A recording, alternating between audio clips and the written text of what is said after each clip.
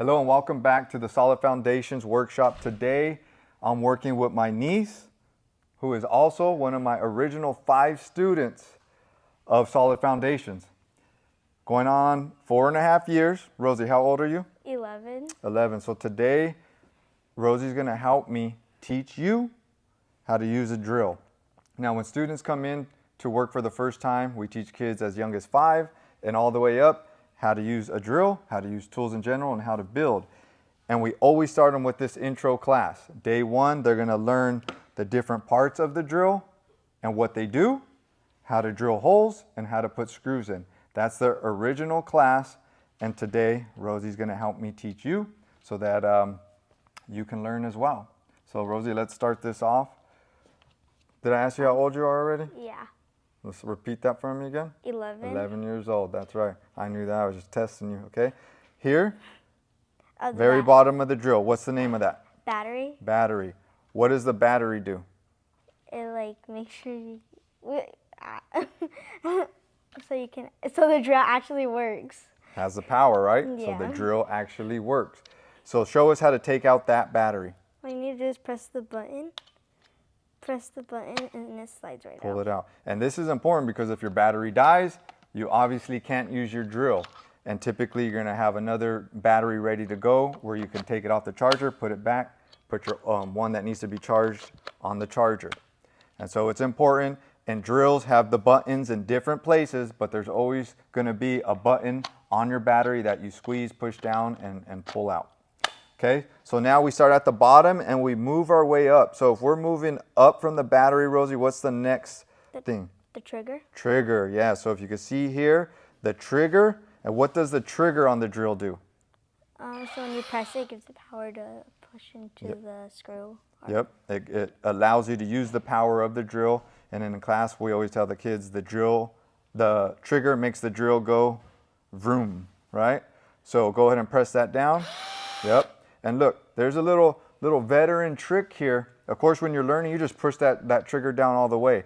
But as you're getting better, you're learning, the drill's becoming a part of your hand and you're building different things, you're gonna learn to squeeze that trigger different pressures and different paces, right? So Rosie can go real soft on that, and she can go real hard, and everywhere in between, okay? So that's something you'll learn, you'll get better as time goes on. Now, what's that button right behind the trigger? The trigger switch. And what does the trigger switch do? Makes the drill either go forward, reverse, or you can put it in the middle where it can't go at all. Correct. Like she said, forward, reverse. There's usually little arrows on this trigger switch that you can see which way it's going.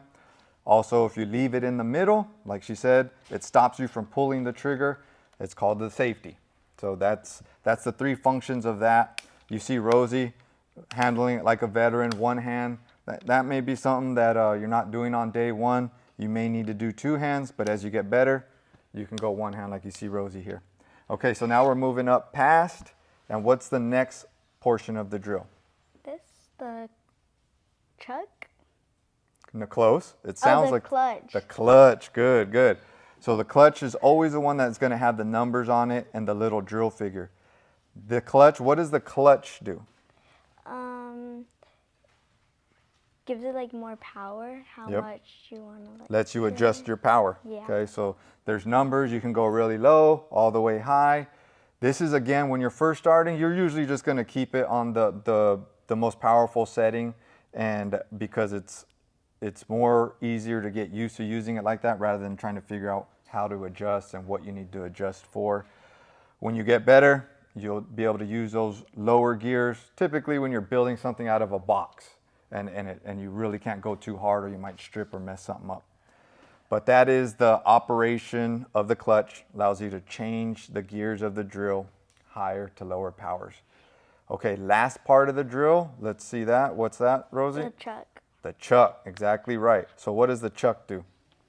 You can just move it so it opens up. Mm-hmm.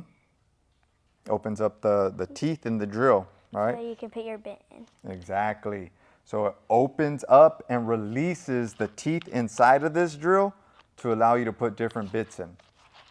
So that's the walkthrough of the drill. Now you know the names and you know the operations of each part of that drill. Next is how to drill a hole. So Rosie, grab a drill bit out of your block right there. One of the most important things about doing work is keeping your stuff nice and organized. So you see Rosie has her block with all her bits in there. She's gonna go ahead and grab her 1/8 inch drill bit. In class, we just call it a skinny drill bit. And so we're getting that skinny drill bit out. She already adjusted the teeth. So you wanna come over here so take the bit out, Rosie, and show that up to the camera. You see how these teeth are closed right there? If Rosie, before she put that bit in, the teeth are wide, she uses to spin this to get it close enough so that bit just slides right in there. So go ahead and slide that bit in there. Might have put it too much. And this you could do with your hands like Rosie's doing now to get those finer adjustments, or you can use the trigger and hold the clutch with your hand. So she got it close. And it's better to get those teeth really close, even if you got to keep adjusting it, because if those teeth are too wide when you put that drill in, it might secure cricket. So hold that drill up straight up, Rosie, like your bit to the air, and show that it's a spiral.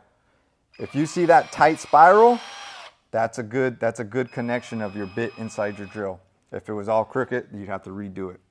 Okay, so now we're gonna slide our safety glasses down.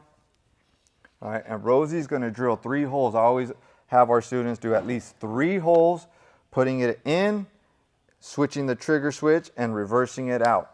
So let's see those 3 holes done.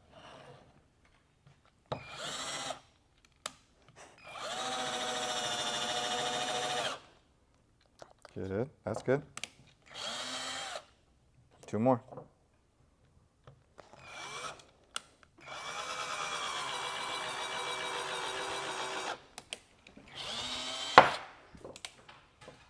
So let's see here. Battery's dying. Remember, that's why we prep for this. Go ahead.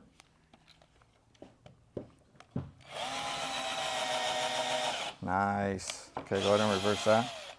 So with these drills, you know, we're a nonprofit. We work with very limited resources. These were actually donated to us by one of our community members, and they're a version where it doesn't really tell you what your battery life is. So sometimes as we're doing videos, they die on us, but we get ready. We have our stuff ready, and we make things work. So now Rosie's got her holes, her 3 holes done. Our next thing is to drill screws into those holes. And so we're gonna switch that bit for a Phillips 2 bit. Can you open it, please? And so that's another, so look, another thing with these less expensive drills is sometimes this chuck, it gets stuck on them.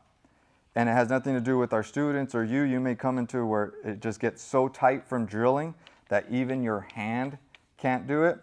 And so you either ask for help like our students do, like you just seen Rosie do, someone with a little bit of a stronger grip, or if you're by yourself, you grab a big pair of pliers, you squeeze it down and get that done. Okay, so let's put the Phillips 2 bit in there. And Rosie, first grab that Phillips 2, hold it up to the camera. Now if you see here, not all these bits to put screws in, they're all different, right? This is one of the more standard ones here in America. It's a Phillips number 2. And those will fit your standard screws. It's kind of like a puzzle. You have a certain screw, you look at the shape of it, and that you got to grab the appropriate bit for that. Good. So she's got that nice and tight. Let's hold it up. Is it a good spiral? Good. Passes the test. So now let's get those 3 screws in. Put each one all the way in as far as it goes, and then we'll reverse them after.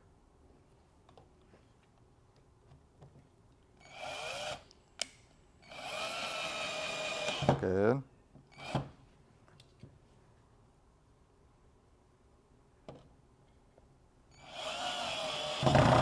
Whoa. Nice.